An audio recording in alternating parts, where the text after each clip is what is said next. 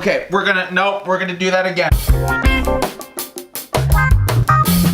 Whoosh. Ha! Da, da, da, da, da. Whew.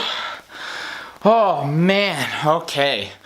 Oh, sorry about that, guys. I didn't realize I had classics review so quick. I was busy doing something. But welcome to Classics Week. Third time now we're doing this. My OCD sort of kicked in the last time I did this because I noticed that the album covers that are on this side were bigger than the first time. So let's just hope that this time around they're not just like covering the whole frame. We're back at it, and we are starting off with the Beastie Boys, Ill Communication. Beastie Boys, hip-hop trio, hip-hop collective based out of New York City. And this is their fourth studio album, also to many music critics, their third studio album in a very interesting run of experimental albums following their debut, License to Ill, which is an album I really like, but is also an album that, you know, given time passing and all that sort of stuff, it is a very kind of demeaning record for certain things, and there's certain things that the group at the time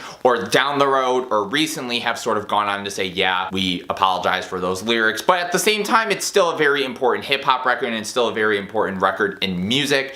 But obviously after this record came out, they started going into some very interesting experimentation, something like Paul's Boutique, which is a very bold sophomore follow-up to License to Ill, leaving behind the rap rock that sort of their main first studio album brought to the table. This was a little bit more instrumental. There's a lot of funkier elements, and the songwriting itself was very different too than what we got on License to Ill. But then we get to an album like Check Your Head, which is again like another experimental take. It's very hardcore, rough around the edges, angry, just some hardcore hip-hop influences. Then we get to Ill Communication, which in a way is sort of like a mixture of the past two albums. It's funky, it's jazzy, but there's a lot of rock elements, and obviously there's some hardcore hip-hop elements on here as well. In my opinion, I think out of the three records, this one is just the one that kind of sticks with me more in terms of its influences, the songwriting, the actual structure of the album. I think it has a nice flow. It's about just under an hour long, but it doesn't feel like that. I think all of the sort of instrumental tracks and the little tracks in between that sort of flow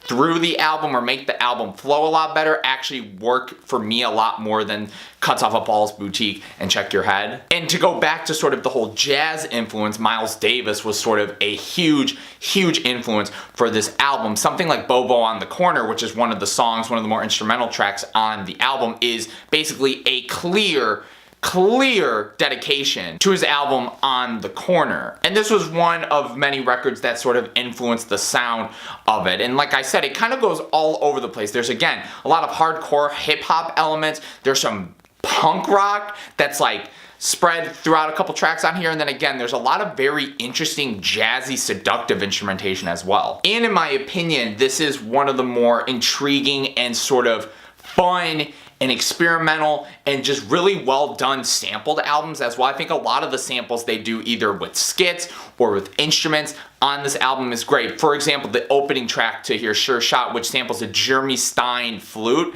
It goes all over the track. I think it's a perfect sample. And this first track also begins just the intense amount of catchy hooks and choruses, whether they're sampled, whether they're references to other artists, or whether the Beastie Boys actually made them themselves and wrote them themselves. Cause you can and you won't and you don't stop.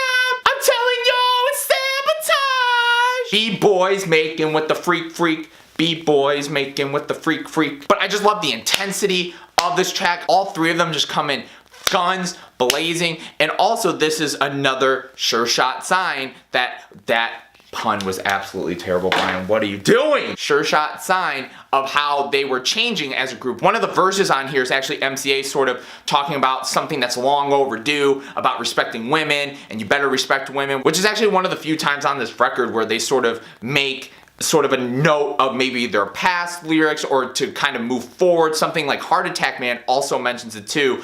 A very kind of goofy a very goofy song about a guy who's like really fat, and it starts kind of like acoustic, then it gets into like a super crazy punk rock phase, and then it slows down a little bit more at the end. But there's like a whole line on it where like he's sort of forcing himself onto this woman, and sort of how men think they're sort of this dominant, you know, species and all this sort of stuff. So it's, again, very interesting to see that growth and development over these past couple albums. And speaking of crazy punk songs, Tough Guy, which follows up the intro to this album, is again like a minute of just intense punk rock, hard.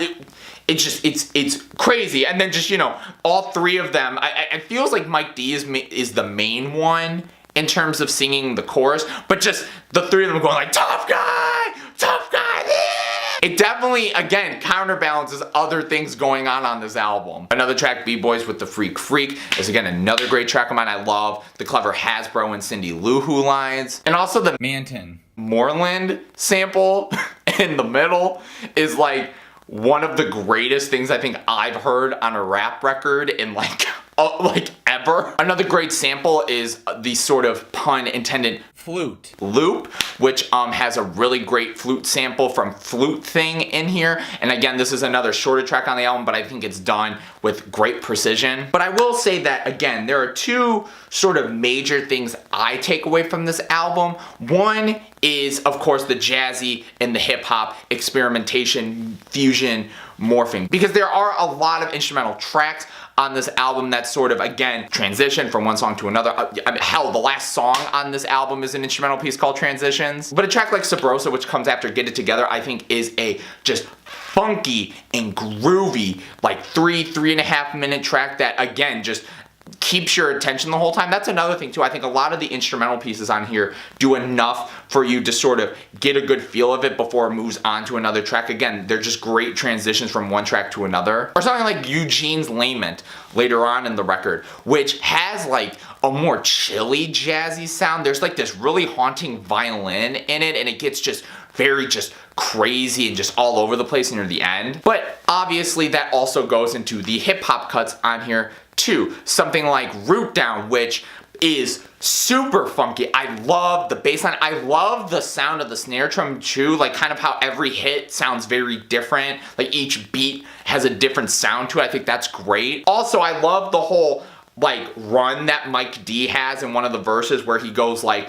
off a root down, then he goes the goose down. Like that whole rhyme style is really cool. This song also has another great hook on it, but then we have something like Get It Together, which is probably one of the most like iconic songs the Beastie Boys have ever done, with a feature from Tribe Called Quest's own Q-Tip. There's so much about this track I like. It's very simple, it's playful, it's fun. I love all of their interactions with each other. I love the way that they all kind of jump from verse to verse. All of them get in, kick it. The actual chorus, the Get It Together sample, comes up every once in a while, but I think the rest of the song is just a great, you know, back and forth between all the MCs. And another feature on here, Biz Markie, where I mean, he only really does kind of a vocal contribution, but on a song like Do It, again, is another great track on here. His contribution's great. I love the way they're all playing off of each other. But then the second major thing about this album that's intriguing is we start to kind of see MCA's rise to sort of his own political views and, you know, him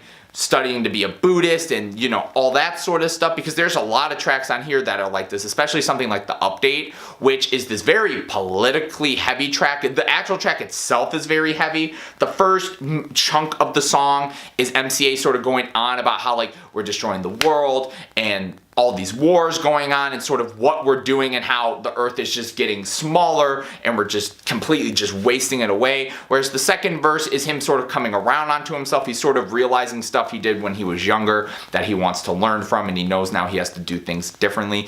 And it's a very interesting strike of political social commentary from the group. And as well as sort of the second to last song, I mean, Shambhala being sort of a Buddhist, again, jazz mixed with Buddhist chimes and the hums and all that sort of stuff. It's a weird combination that actually works really well. Then again, going into the second to last track, which is him sort of talking about his own religious experience with Buddhism and him sort of going into it and his whole views on it. Again, it's just a very interesting step up, because we know MCA sort of went on to be that social voice for Buddhists and all that, in Tibet and all that.